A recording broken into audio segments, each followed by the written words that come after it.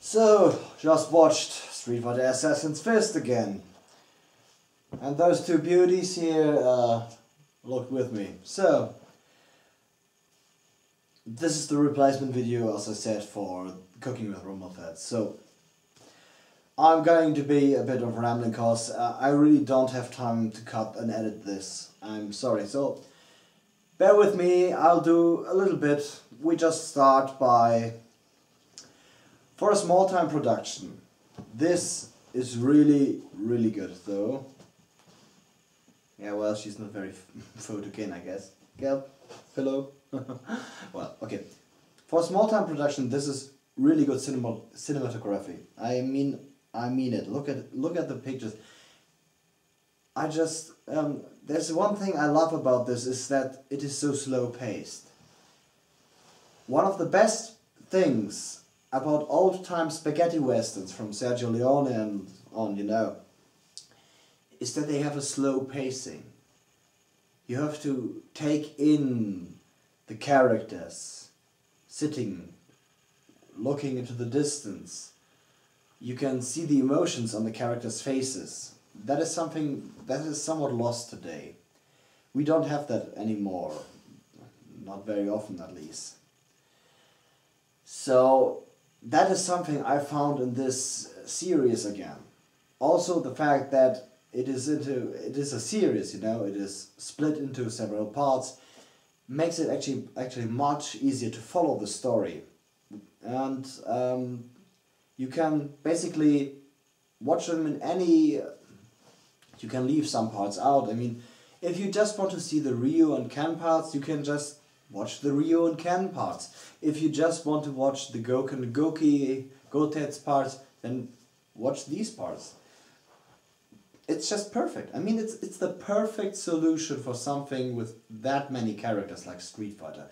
I mean, with Ultra Street Fighter 4 coming out, and of course all the characters that are not in Ultra Street Fighter 4 that have been in previous Street Fighter games, there's a ton of characters. I mean, a lot. You will never...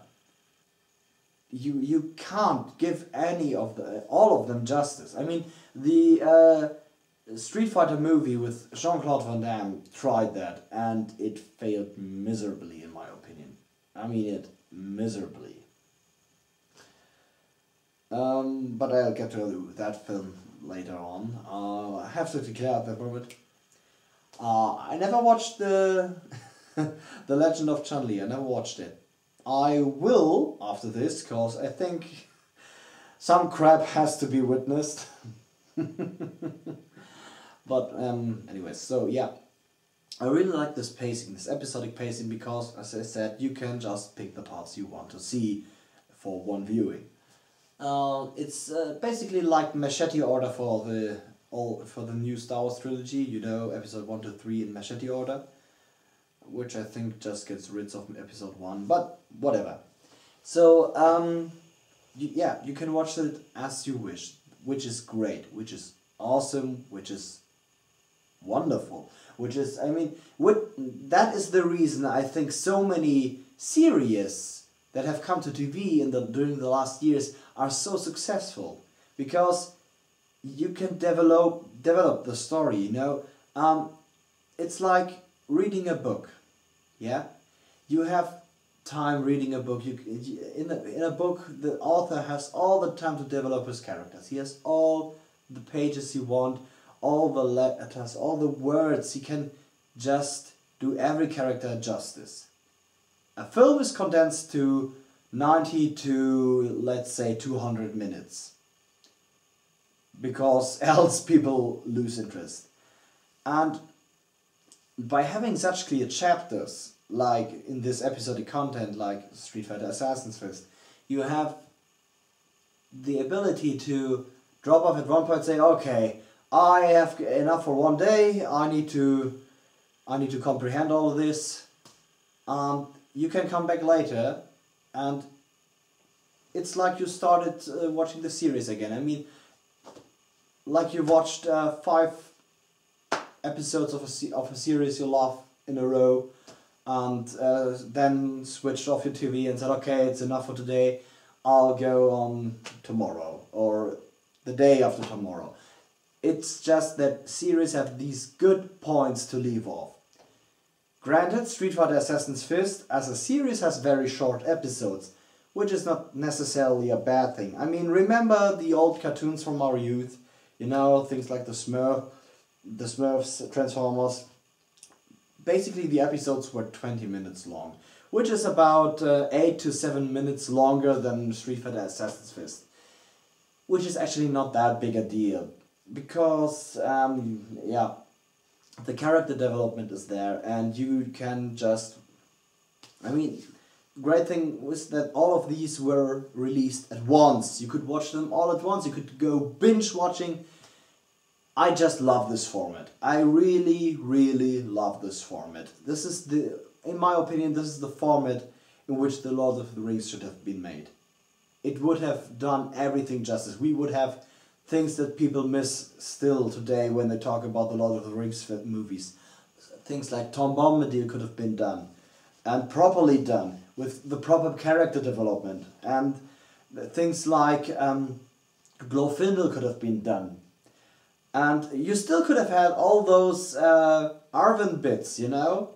A bit more. I mean, the thing about if the Lord of the Rings would have been done like a Street Fighter Assassin's Fist, a lot of the many characters that book has could have been put more into the stage light. And yeah, that's the thing that Street Fighter Assassin's Fist does very well. I mean, Street Fighter Assassin's Fist originated as Street Fighter Legacy, which was just a short film as a proof of concept and was hugely successful.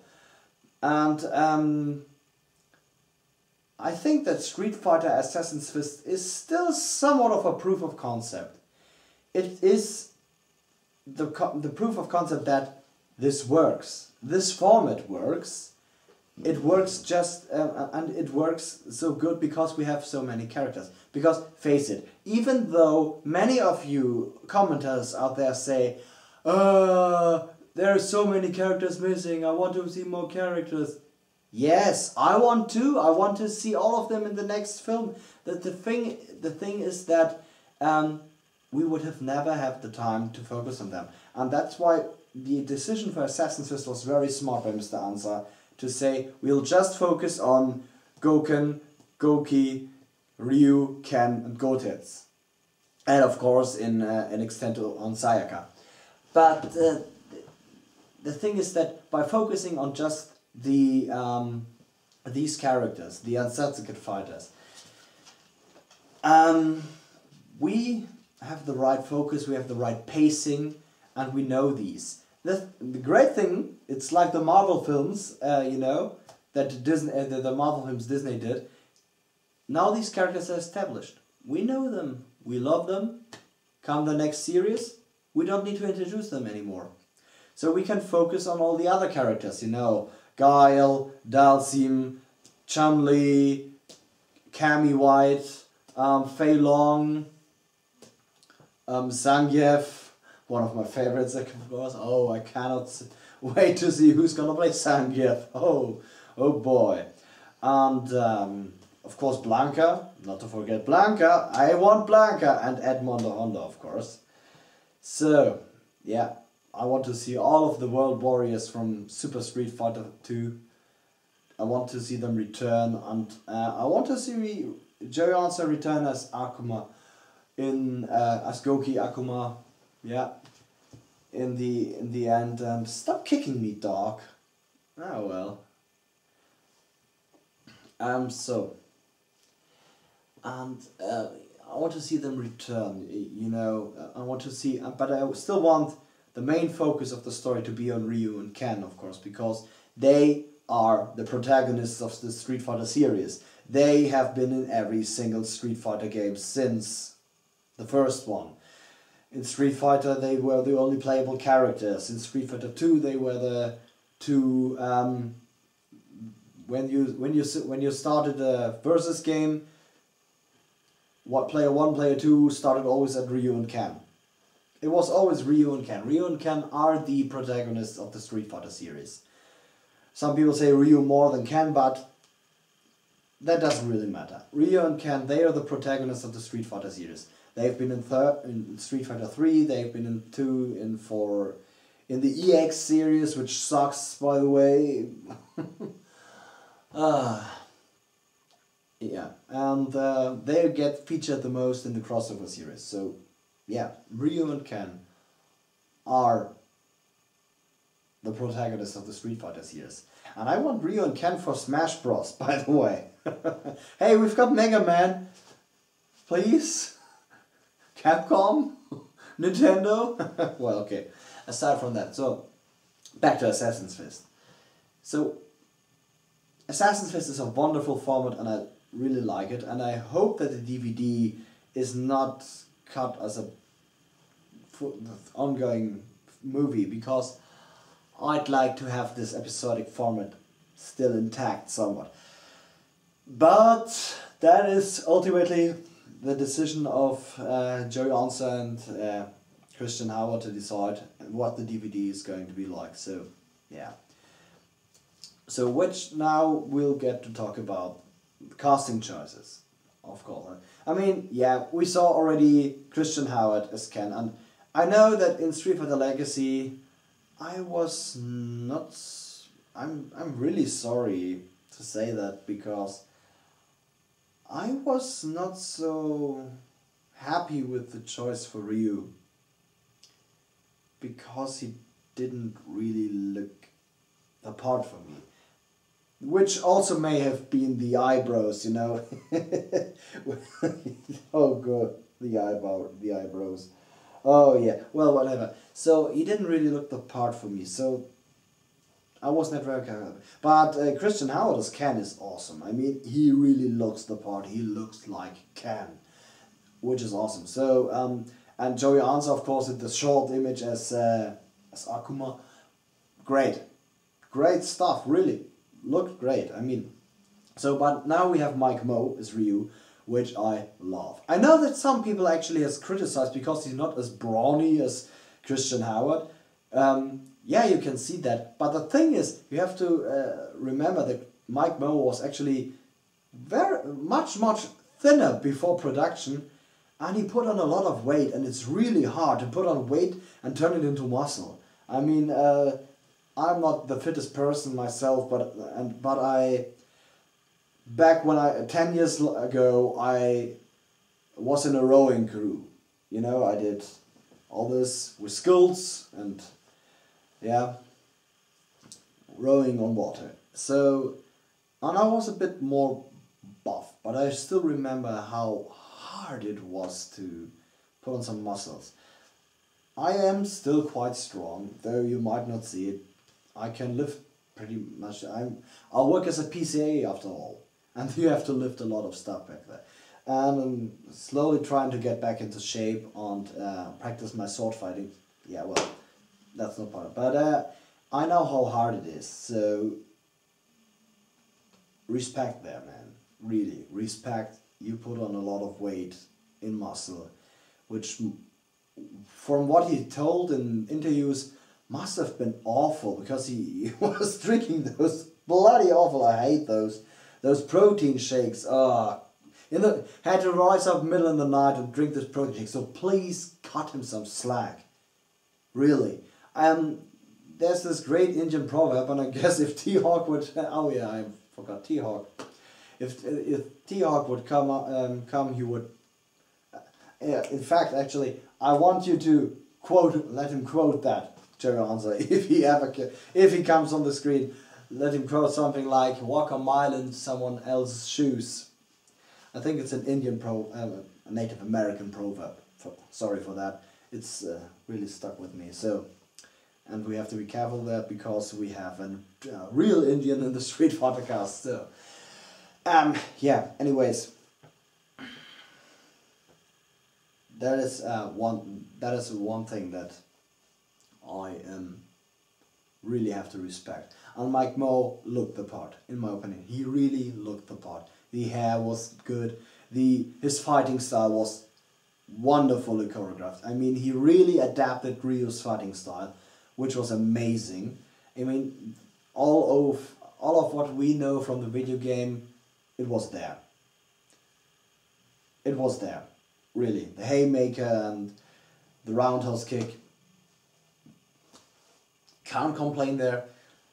He did the Tatsumaki, he did the Shoryuken, he did Hadouken, of course. I love it.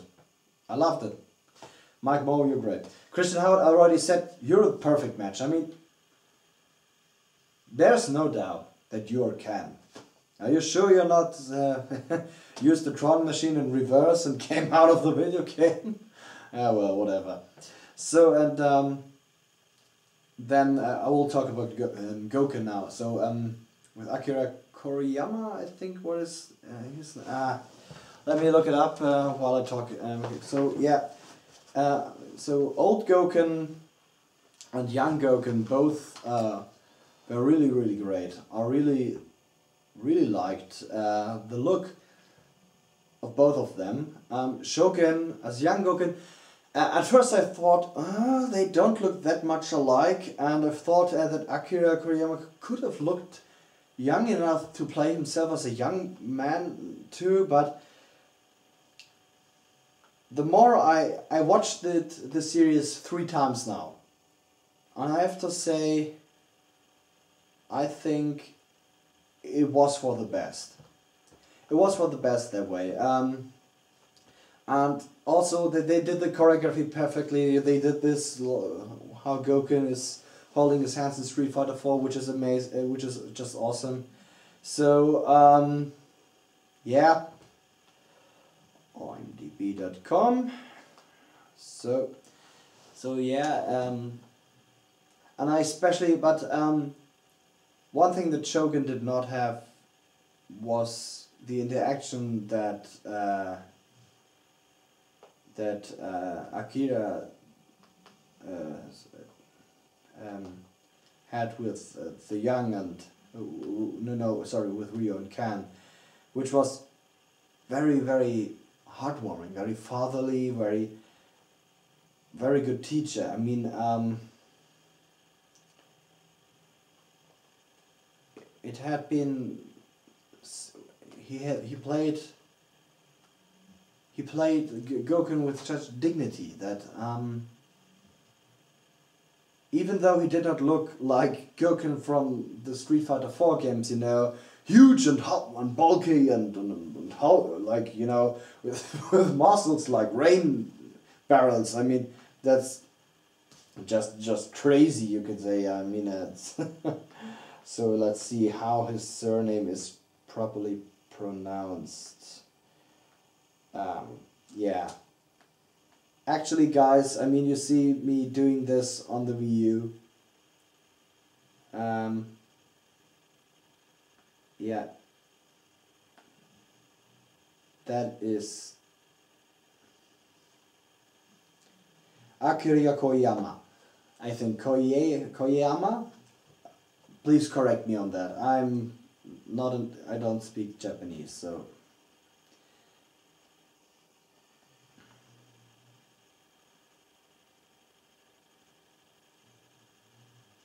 Yeah.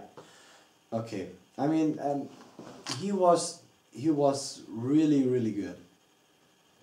He was really, really good. I mean, it's and especially at the end when the pupils depart. Very hard tugging on the heartstrings. This scene. I mean, you can just feel how He wants to protect them from Akuma, from the Setsuna Hado, and that's why he must let them go, even though Ryu is in a dangerous place right now. But he knows that those two, apart and completely different from him and his brother, will actually pull through, because I mean, with him and his brother, they drifted apart, but because he mastered the techniques of Setsuken with the Munoharo, the power over nothingness, like it's called also in English. He stop kicking me. Huh? Yeah, well, because he mastered them, he knows that those two come from a different dynamic now, which I thought was actually very Jedi Sith-like, like the Sith Master is killed by his pupil. That is the old way of Ansatsuken, and Gouken comes now with a new way, which is like the Jedi way, which is like coexistence and cooperation, but also fighting each other to improve yourself.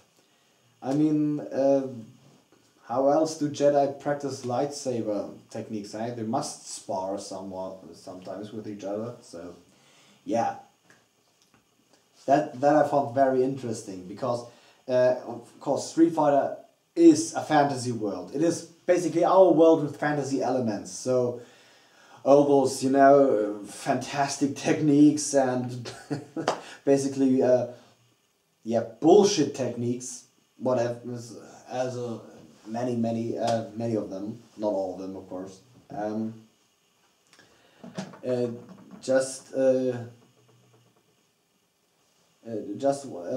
Help these fantasy setting, and it really feels like Star Wars in that case, that there is this force like abilities. So yeah, I really liked Akira Koyama's old Gouken, though I thought it would have yeah, we have the World Cup going, and now someone is playing a Vuvuzela. Great. Or something else, I don't know.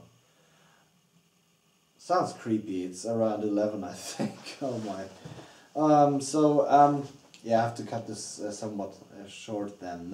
Well, you so we have the yeah, old Gouken, brilliant, just brilliant. Yeah, what I say, one thing I might have done different was that I would have given him some grey hairs into that black mass of hair, because just to make him look older and wiser, and in the flashbacks to 1979, then no grey hairs, of course, but I mean, it is over 10 years, so, and he doesn't seem to age. That was a bit, I thought, there could have been done something. Well, yeah, I mean, that is a guy that was born in the 40s, or no, he was born in the 30s. He was born in the 30s, quite sure about that, because he's a boy of 12 at the end of the Second World War, so yeah, he's a boy born in the 30s. So yeah, then we come to Gouki, of course, to young Gouken first. Sorry, to young Gouken, and he really played the part. I mean, it's a bit unfortunate for Shogun that actually the most character development of young Gouken is happening not together with Gouki, but across his master Goutetsu, and Togo Igawa has an amazing presence as Goutetsu. Amazing, just. I mean, so, but we'll get to him in a short. So, young Gouken, yeah, he did well, but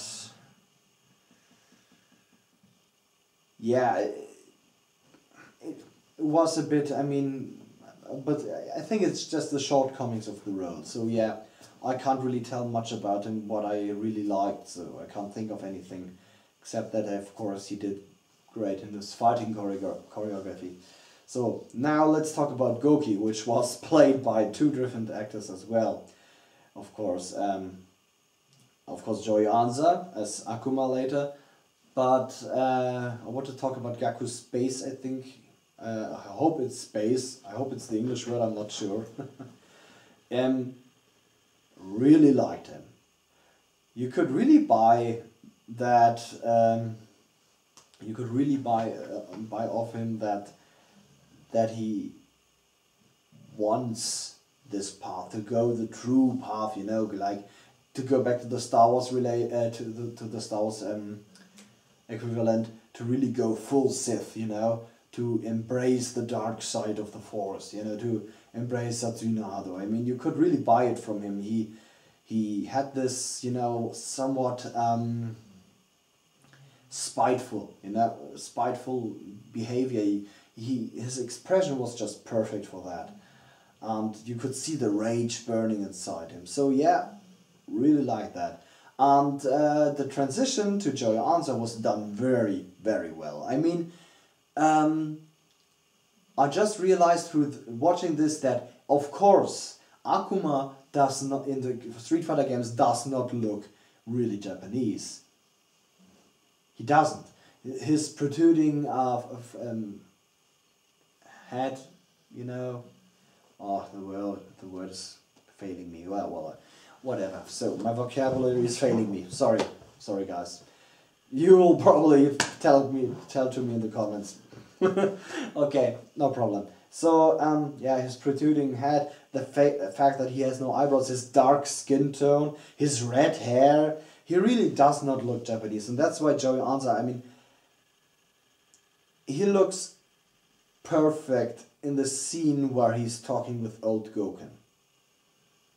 He looks like Akuma in that scene.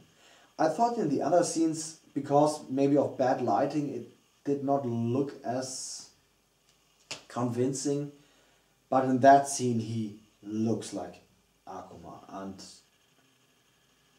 wow, no, really, there was one good makeup job too. Yeah, and also I have to say, Joey Anza, your training montage, amazing. I wish I could do that stuff. What you do in that was crazy. There were some crazy pull-ups, my gosh. Whatever. So, okay, now we get to Goutetsu and Goma, of course, because Togo Igawa played both these roles. Goma, which is, some of you might slip that, is the crazy old guy that Ryu and Ken always meet across the lake, who I think was also the guy who brought Ryu to Gouken as a child. So, and since he's holding this plaque, you know, with the kanji symbols on it, I think that it is implied that Goma is actually Goutetsu's brother, which he references in a quite early scene. That his brother is driven mad by Satsuna Hado, which does not mean, of course, that he's going full rage like Gouki did, because you don't really know. It's not told. I really like that it's open to interpretation for the viewer, which is something, but it's the right, we get the right input, you know, they get the right tidbits, you know, that tell us, there is something, oh look, there is a thing missing between Gouken, Gouki, Goutetsu and Gouken and Gouki. There's a plaque missing on the row where all the plaques are hanging.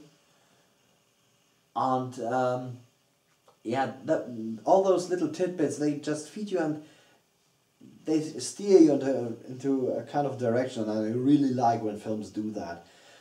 Some films are not so subtle with that, and some films are too subtle, so that you don't get it, that you don't realize it until after the 15th watching of that film. So, yeah. Basically, okay, so Goma might be Goutetsu's brother, which has some interesting implications, but I don't want to discuss them now. Goutetsu. I mean, I basically knew nothing about Goutetsu. The only thing I knew was this strange... I never watched Street Fighter Alpha Generations. I only knew Goutetsu from this... I think it was Marvel vs. Street... No. It was X-Men vs. Street Fighter. The ending of Akuma, where there's a picture of Goutetsu in Akuma's ending, where he has a beard like this and long hair. And I thought that looked really stupid. Sorry, Capcom designer, whoever did this. I can't help it. But Tokugawa really nailed that part. I mean, as the one master who's going away from the teachings, you know, from the old ways, and try to turn it into something that can live on in the new century, you know, in the new society of the 20th century, that was really, really well. I mean, especially that he said that he told all these things, and there's one thing I just wonder, wouldn't have been better if the sensei, both Gouken and Goutetsu, would have been completely honest about the history of the style to the pupils. I mean, it would have helped to sort out any problems earlier if Gouki would have never realized all these things that on Satsukin there can only be one. There can be only one, I mean. Yeah, well, but that is too philosophical in my opinion. I mean, you can't really know. It's speculation, of course. So, well, but that is the first time I think really Goutetsu has been nailed down.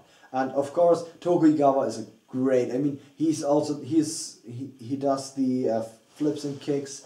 He has the knowledge of the technique, and of course, not to forget, he's from the Royal Shakespeare Society. He is an amazing actor. I mean, there's just one scene where I'm a bit, and that is when he's talking to young Gouken to walk with him in English, and talking in English, and I just see no reason why he does at that very moment.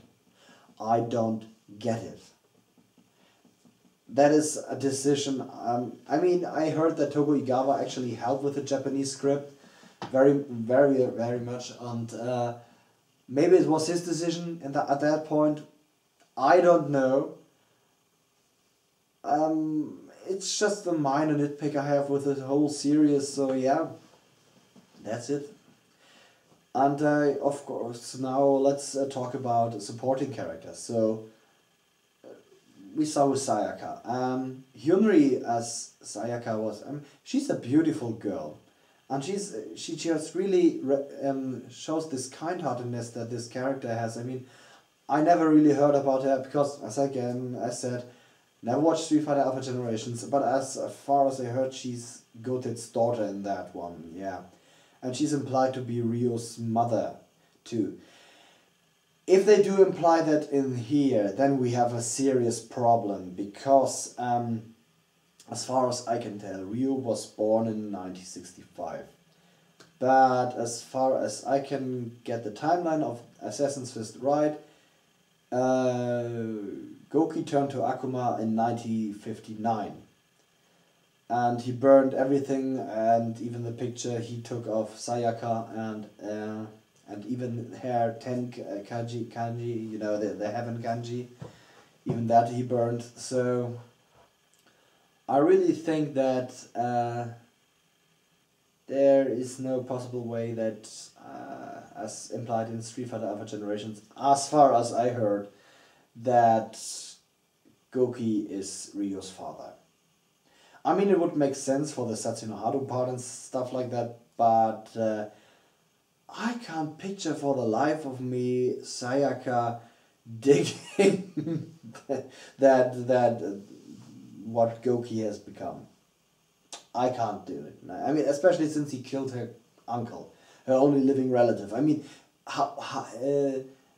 why would she live with him any other way if he wasn't the only living relative for her? Yeah. Back to Goutetsu and that thing. I really liked how you did turn Goutetsu into a World War II veteran, because that actually helps the story along, that Goutetsu wants to get rid of bloodshed from in and Setskin, because he saw so much and in such a cruel way. Yeah, that is totally believable. That is ace. That is 1A. That is perfect character writing, I have to say, really. The best. So, yes, so Sayaka is interesting because she's, of course, there's this love triangle between young Gouken, Gouki and her. And it's not very clear from the beginning whom she favors until that scene where Gouki is banished and suddenly he kisses her. And we know, oh, wait,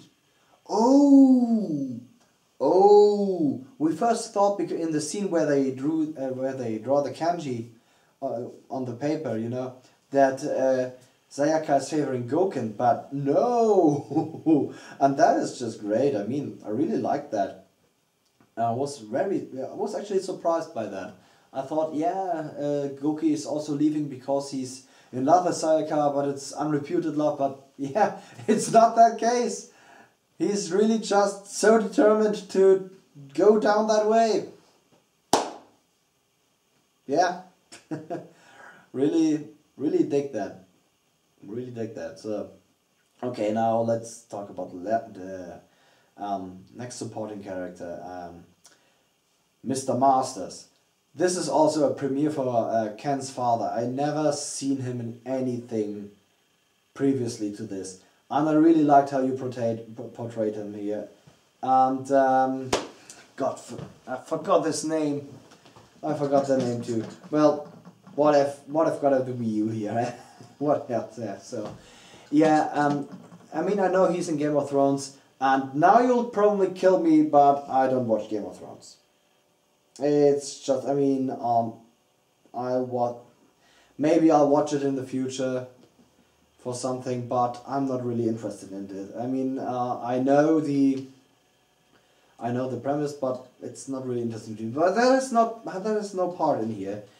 I want to talk about Street Fighter Assassin's Fist. So, Mr. Masters. Mark Killeen. Yeah. Really liked his performance too. I mean, I especially there as I said earlier, there are these hints we have, you know, about how the relationship is with the other characters. So we know about Mr. Masters. He's boxing, you know. He's doing a martial art, a European Western martial art. The Western martial art of boxing, which implies that Gouken met him on his Musashi Shugyu, you know, his warrior's pilgrimage, and maybe sparred with him and learned to respect boxing, and yeah, that is the reason they became friends. I mean, it is always told in Ken's backstory that his father put him, because he was an unruly child, he put him to Japan in Gouken's care. And this story is just perfectly laid out here. I mean, it was wonderful. The only thing was that the 1979 version of Mr. Masters, with the wig, that wig looked more unconvincing than Ken's wig. I'm sorry. And that is an ace wig job, actually. Really good wig. And you couldn't, the thing people don't buy it, in my opinion, is because it's so out of time. It is so 80s, and yeah, we don't have that anymore. There is no, apart from hippies. Yeah, well, but to Mr. Masters. I really liked also. That's also the reason why part 4, episode 4, is my favorite. Not only because of the very cool club scene where Ryu and Ken goof off a bit, but also because of that scene for Ken's character by going, by reconciling with his father, which is something that it's not really shown in all out, oh father, I forgive you and everything, but it's just in that talk he has on top of the dojo with Ryu. It's just perfect how he tells how he reconciles with his father, just in that very short while, and how his father and Ryu and him connect by sparring with him a bit. And I also like that I think they implied that Ryu and Ken's fighting stance is actually somewhat influenced by boxing, because they bounce up and down, and that really would make sense, because a martial artist is constantly developing his style, trying new things, because that's how people live. It's the same way with pretty much every other kind of art we have. Everything is getting developed further. Or else we had stagnation, and stagnation is death. So, that's Mr. Masters. Really like it. And now we'll talk about Senso. Young Senso, you can't really tell much about him. He's just there. Old Senso, old Senso, he always looks grumpy. That's the only thing I can say about him. I wonder why he always looks grumpy. He always looks like, like disrespecting and saying, I don't like this. Why is Gouken teaching those two? They're a bunch of meddling kids. He looks like a Scooby-Doo villain. I don't know. That's pretty much everything about Senso. So, of course, cameos. I really liked cameos and Easter eggs. I really liked the Dan reference, because Dan was Gouken's first pupil, before Gouken learned, he's doing it for revenge. I would totally loved it if the kanji would have been in a different style, like very crude, and the blade very not really linear, and hung there, because Dan was hanging himself there, because Gouken would never give him a plaque, which would have been funny, just to see a badly drawn kanji and a badly made plaque, plaque. What is it? Plate. I am sorry. Sometimes I get the words mixed up. So that would have been awesome. But also really like Yoshinoro Ono's cameo as the guy who runs the illegal street fighters street fighting ring back in the club. That was just great. That just shows he has a love for the fans. Wonderful. Really, really wonderful. And of course, the mentioning of Gen. Very interesting, because Gen is the only other person canonically to survive the Shonkokusatsu. So,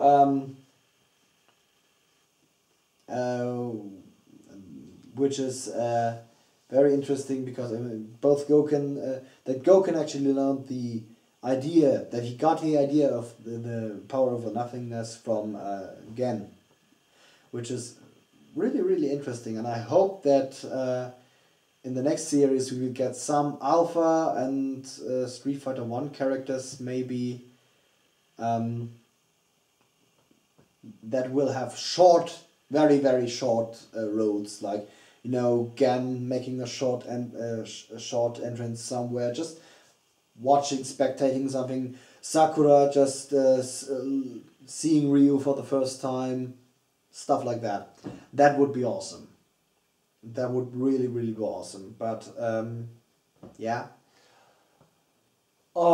so that was, I think, As of course, some people said that maybe Guile was among those soldiers, but as far as I know, Guile is actually not stationed in Japan. Guile is stationed in the US, so I think it's really doubtful that he would be there. And apart from that, Joy Ans already said if Guile is going to be in the next one, if the next one is going to be made, Guile is going to be played by Scott Adkins. So Scott Adkins wasn't there. There was no guy with flat top blonde hair. So no, Guile was not there in my opinion. Nope, nope, nope. Maybe Sawata. Ha! Sawata! Ah, okay, no, not going back to that one.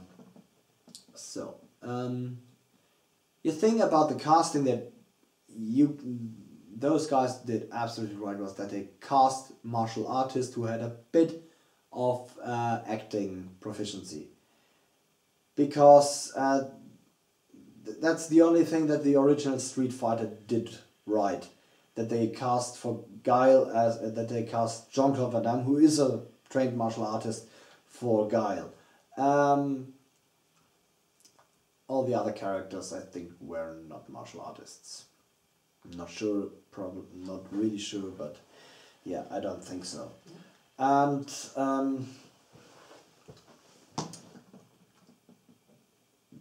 that's why I really have to applaud you, because it just made all of this so much more authentic. All the fights and everything. And still, yeah, of course, the acting was hammy, but it was the 80s. I mean, it was a film made after the 80s. There was even, I think there was an Arnold Schwarzenegger poster somewhere there. I have to watch it again to see it. I think it was in episode 11. Yeah, well, whatever. Or 10. 10 or 11, I'm not sure. Well, but that is the thing. It feels so much like a film from the 80s, and which is just great. I mean, most of my favorite films come from the 80s. So, so you did a perfect casting role, I have to admit. I mean, if you get Scott Adkins for Guile, great. I mean, he has to do a lot of hair jobs, but what I don't know, but would work perfectly. But I'm really interested in what other characters you might other actors you might get. I mean, I really hope, I'm really looking forward who you guys might turn up, because you know way more people, of course, in that specific niche than me. Cannot help with that. So, yeah, casting stellar. Let's talk about some decisions. I've read the comic. Sorry, no. I've read a comment. I've read a comment. Sorry. It's a bit late and I have to work tomorrow, but I'm still going to do this now. So, I've read a comment somewhere, and what I meant to say, sorry, is that I want to focus on some criticisms some people have for that. One, I already addressed, that Mike Moe is not brawny enough, but we already talked about that. So, one comment I saw was, and that was, I think, really not well thought out, is that why do they not play Rockman 2? Why do they play Mega Man 2? I mean, that is just basic logic. If you go on this logically, why they play Mega Man 2 in Japan and not Rockman 2? First of all, who sent them the package in which there was the cartridge of Mega Man 2? That's right, Ken's father. Where does Ken's father live and work? That's right, in the United States. Do you think in the 80s, in the ending 80s, that a man like Mr. Masters, who's not really perhaps into video games because it's more of a younger hobby, that he would know how to get a Famicom and the Japanese cartridge and send it overseas. Do you really think that? No. I mean, of course, Ryu could have gotten a Famicom, but I think that is not really... I mean, I don't think that Gouken has that much money. I mean, he looks pretty well situated, I mean, but look at his truck, look at Gouken's truck. I mean, that does not really look very rich to me. So I doubt that a Famicom would have been an option for Ryu. So when Ken came, of course, and then the Nintendo Entertainment System came out in the US, and of course Mr. Masters, being the head of a company, has so much money, yeah, he buys Ken a Nintendo Entertainment System. He does not buy him a Famicom. Why would he buy him a Famicom? Really? You have to think about that logically. And that is the complete understandable reason. I think that actually that Ken's father is actually funding Gouken's dojo. I mean, what does that guy make money? How does that guy make money? Really? You can't live only from training those two guys. Especially who's paying for you? Yeah. So,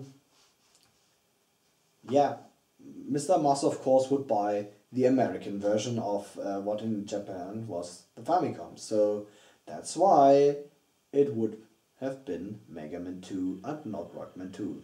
That was very well thought out. I have to really compliment you on that. Good. Really good. And that's why that comment was just, I thought it was, yeah, illogical. You did not think that through. And that would actually turn a lot of, yeah, whatever. So that was one thing. Then one criticism was the wig of Ken. Yeah, as I said already, it looks fake, of course. I have actually more problems with Christian Howard's later hair. You know, when Ken cuts his hair, that looks more fakeish to me than the wig. I can't help it. It's just myself, but yeah. And of course, the wig that Mark Millian had when he was the 1979 version of Mr. Masters. That looked fake as whatever. Yeah, okay, now let's talk about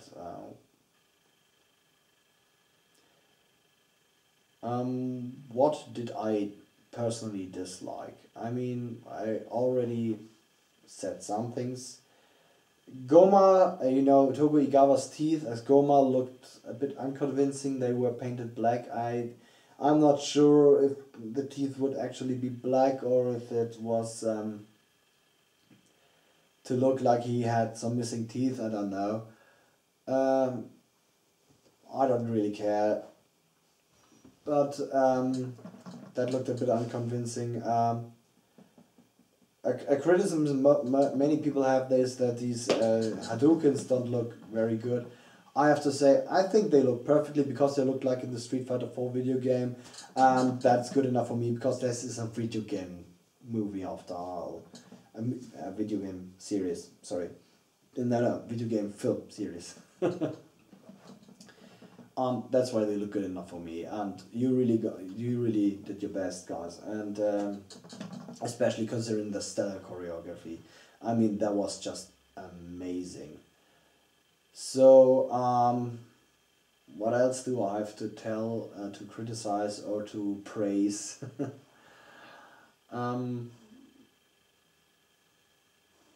I really love the club scene. As I said, I love the music there. I love the music in general. I mean, I loved how you introduced Ken's theme and later on then Ryu's theme by having Goma being the composer of Ryu's theme, which I really thought was very, very clever. Yeah. Yeah, the transformation from Gouki to Akuma was also, especially, I really liked how you explained the whole that Gouki got a name change in the United States by just taking this name change and somewhat applying it to how he has changed. I really liked that. That was very, very clever. And actually something I never... In afterthought, I don't know how Capcom of America never actually explained it like this. That is actually the perfect explanation in my opinion. Really like that. Really like the transition. Really like the cave. I have to ask, and I'm wondering, and I hope you watch it. Watch it and please answer me on Twitter. Was this cave a natural rock formation? Those two openings in the ceiling, because that looked like a face to me, and that was one of the most eerie things, and it was perfect as the cave for Akuma. Really, wow! I have to know if this cave was real. I have to know. Please tell me. Please tell me if this cave was real.